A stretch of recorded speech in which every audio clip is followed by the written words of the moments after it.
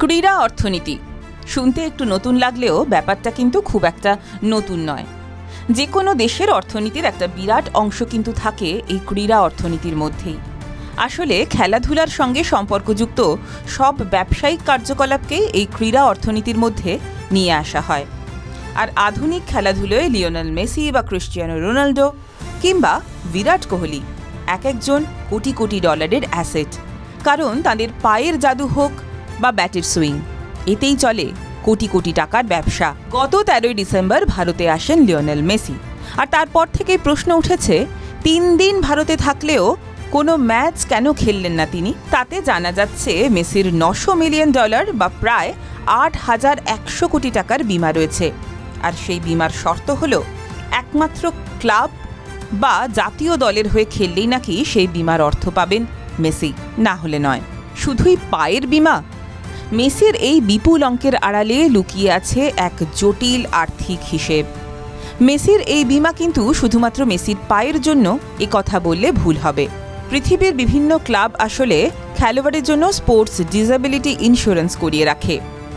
এর কভারেজ কেবল চোট আঘাত নয়, বরং কেরিয়ার শেষ করে দিতে পারে এমন কোনো আঘাত বা দীর্ঘমেয়াদী অক্ষমতার কারণে যদি খেলোয়াড়ের উপার্জনে কোনো ক্ষতি হয় তাও পূরণ করে।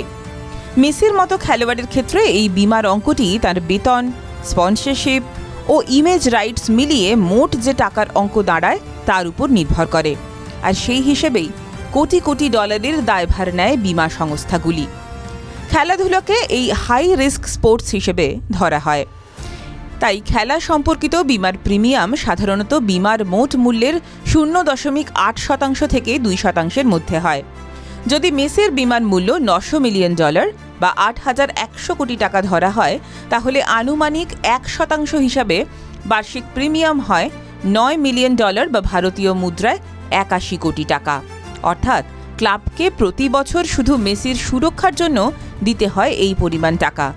আবার ঝুঁকির মাত্রা বাড়লে এই প্রিমিয়াম $9 মিলিয়ন থেকে বেড়ে $15 মিলিয়ন পৌঁছতে পারে, অর্থাৎ ভারতীয় মুদ্রায় প্রায় 135 কোটি টাকা। তাই একজন বিলিয়ন ডলার অ্যাসেট হিসেবে মেসির এই বিমা করা হয়। আর এ থেকেই বোঝা যায় মাঠে তার পায়ের জাদু দেখে আমরা কতটা মুগ্ধ হই। মাঠের বাইরে তার অর্থনৈতিক হিসেব কিন্তু তার চেয়েও অনেক গুণ বেশি জটিল। TV9 Bangla digital.